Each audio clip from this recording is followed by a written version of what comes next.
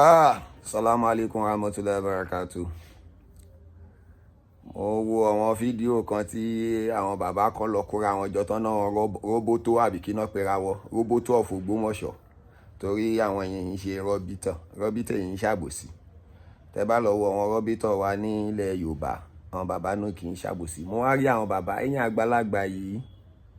Ṣẹ́yìn ò bímọ tiyín ni tó jẹ́ pé aburú lẹ̀ máa ń rò sí ọmọ ọlọ́mọ. Ọlọ́run dá Ogbomọṣọ wò lọ́wọ́. Ọwọ́ fi òun wa wọ́n ní káàkiri ayé. Gbogbo ọ̀pọ̀lọpọ̀ àwọn ọ̀pọ̀ èèyàn ti tara Ogbomọṣọ sórí ire. Ọ̀pọ̀lọpọ̀ sì tara Ogbomọṣọ sórí ibú tara àdáwò tó kàn wá. Ó ṣe tí ọ̀pọ̀ ń wọ̀rọ̀. Gbogbo ayé àwọn akẹ́jú pé kọ̀tọ́ torí pé ń tọ́sọ náà tọ́ ni.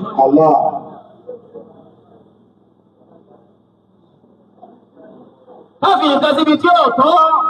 àbòsí ni. Bàbá wa tún ṣe lọ́jọ́ káwọn oní Imam Ogbomọṣọ ní bàbá wa Imam Agbalagba.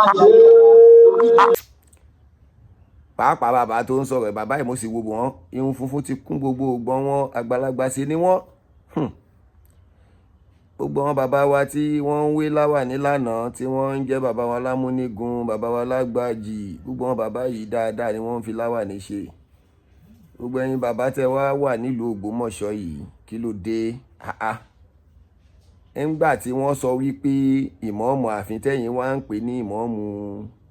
ìlú Ògbómọ̀ṣọ́ wẹ́ẹ́ ó dá. Wọ́n tẹ́jú pé kọ̀tọ́ torí pé ń tọ́sọ náà tọ́ ni.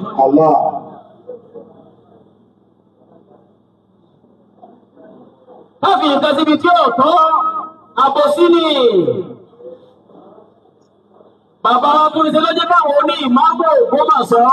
ní bàbá wa Imam Agbalagba. Tàbí ẹ mọ kéèsì ni tó bá jẹ́ pé ẹ mọ kéèsì ẹ mọ̀ yìí pé èyí tẹ́ ẹ sọ yìí ó yẹ kí wọ́n gbé yín kí wọ́n lọ tì yín mọ́lé pé ẹ ti ẹ̀ sọ̀sọ́kúsọ lẹ́nu ẹ̀yin àgbàlagbà. Ọlọ́run á jẹ́ kẹ́ ẹ gbọ́n o gbogbo ẹ̀yin àgbàlagbà nílùú Ògbómọ̀ṣọ́ tí ẹ̀ ń da nǹkan rú tẹ́ ẹ̀ sáfẹ́ kí nǹkan wà bó ṣe yẹ kó wà tẹ́kọ̀ ń wò pé kẹ́ẹ̀kọ̀ dàrú náà ni because irú àwọn bàbá yìí I don't know mi mọ bá a ṣe fẹ́ pè wọ́n a sì mọ bá a ṣe fẹ́ sọ pé wọ́n jẹ́ but kò sí nǹkan tá a fẹ́ ṣe náà ju pé ká máa bẹ lọ́hùn fún wọn pé kọ́lọ́hun bá wa dá ọpọlọ wọn padà torí tí èèyàn bá dàgbà tó wá jágbà lágbẹ̀ ó fi ń ṣe irú nǹkan báyìí Ànábì Muhammad sallallahu alaihi wasallam olóhùn a máa ṣe mọ̀ tóun bá rí ọmọ kékeré nínú àlùjánnà. Ànábì tó wá ní òun a máa ṣe mọ̀ tóun bá rí àgbàlagbà tí ó wọ iná. Àwọn sàhábà wá bí Ànábì Muhammad sallallahu alaihi wasallam wọ́n bi léèrè pé kí ni rísì tó fi máa ṣe mọ̀ tó bá rí ọmọ kékeré tó wọ àlùjánnà tó sì rí àgbàlagbà tó wọ náà. Ó ní àkọ́kọ́ òun á máa wò pé ọmọ kékeré irú iṣẹ́ wo ló rí ṣe tó fi wọ àlìjánà. For instance irú ẹ̀yin bàbá tẹ́ ń sọ kẹ́ wá rí àwọn ọmọ kékeré lálìjánà ṣe mọ̀ pé ẹ máa wò pé irú iṣẹ́ wo la rí ṣe. So bẹ́ẹ̀ náà ni Ànábì ṣe sọ fún àwọn sàhábà pé irú iṣẹ́ wo lọmọ kékeré rí ṣe tó fi lè wọ àlìjánà. Ẹ wá rí tí ó jẹ́ kó máa ṣe ìmọ̀ fún àgbàlagbà tó wọ iná ni pé a máa wò pé ìwọ àgbàlagbà tó fi dàgbà tó fi yọ irun funfun lórí ó wá rí sìgìfárù ṣe ó wá títúbà lọ sọ́dọ̀ Ọlọ́run ó tún wá dẹ́ ẹ̀ṣẹ̀ débi pé ó tún fi wá wọ iná. So ẹ̀yin bàbá yìí tẹ́ ní privilege tẹ́ dàgbà débi ẹ dàgbà dé yìí tẹ́ tún ṣì ń ṣàbòsí.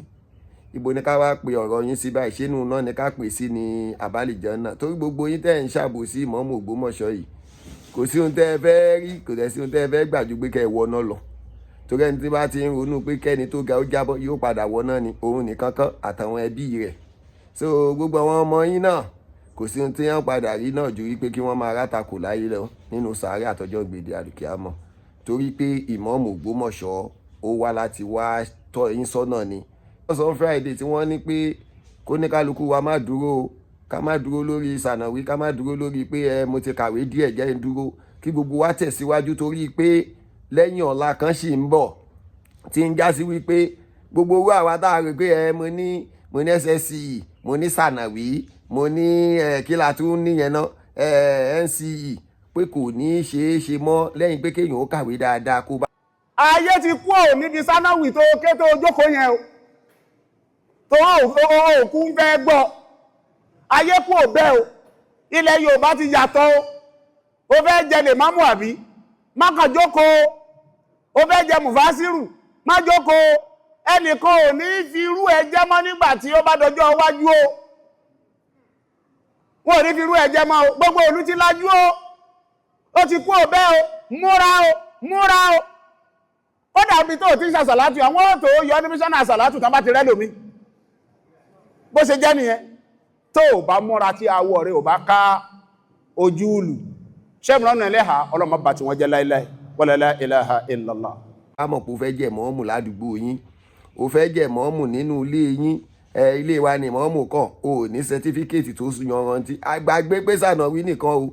irọ́ o sànàwí nìkan kan náà fi ń jẹ ìmọ̀ọ̀mù mọ́ láyé tá à ń lò lọ yìí o ó ka ìwé ó gba kódà tó bá ó kéré pé o wá rí ìwé ẹ̀rí o gbọ́dọ̀ ní masters tó bá fẹ́ dì mọ́ọ̀mù torí ìwọ tó fẹ́ communicate pẹ̀lú àwọn èèyàn tí ń ṣe ayé àtijọ́ ti kọjá pé Yorùbá nìkan ló ń bá wa gbọ́ kútúbà mọ́ so gbogbo orú yìí ẹ wá ń bú ìmọ̀ọ́mù ẹ̀ ń ṣe ẹlòmíì ń ṣépè fún mọ́ọ̀mù ẹlòmíì ní ó mú gbó ẹlòmíì ń sọkúsọ wẹ́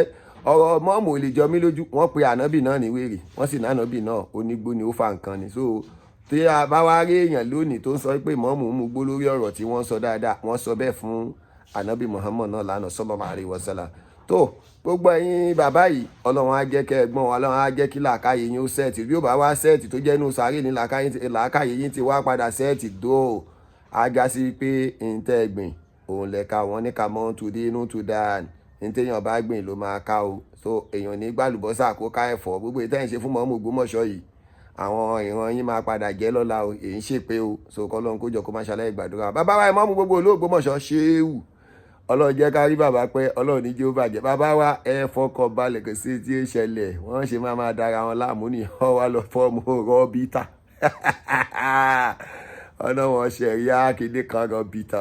olùọ̀fọ̀ Ògbómọ̀ṣọ́ land Ìmáàmù Ògbómọ̀ṣọ́ ní nọ́mbà 1 gbogbo yín kò sí kẹ́ẹ̀fẹ́ kú ju bẹ́ẹ̀ lọ Sheikh Dr. Tola Ayono Sailara second ó ní nọ́mbà 1 gbogbo yín ẹ kàn ń dára yín láàmú ni ẹ kàn ń nira yín lára ni ẹ ń fagídí jayé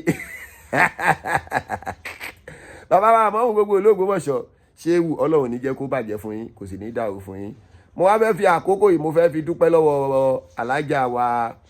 Mutiat Ajibola alájà wa Mutiat Ajibola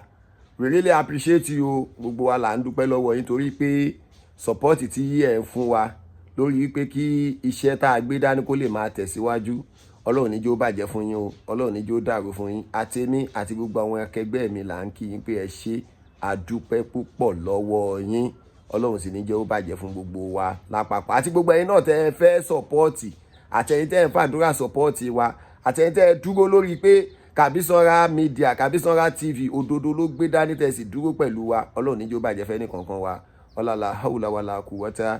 ìlà bìlà àlèyèlà àzè gbogbo ẹ̀yàn lọ tẹ̀ tọ́ Ọlọ́run á fún yín lómi sùúrù mu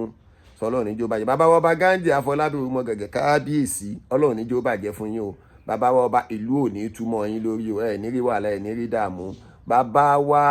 Sheikh Dr. Tola Ayono Sailara second Ìmáàmù gbogbo ìlú Ògbómọ̀ṣọ́ ṣéwù Ọlọ́run ní jẹ́ ó bàjẹ́ fún yín o gbogbo wa lápapọ̀ kò ní bàjẹ́ fẹ́ dé kankan wa gbogbo ẹyẹ ọlọ́tẹ̀ ẹ jáwọ́ nínú ọ̀tẹ̀ kẹ́ lè rọ́nà lọ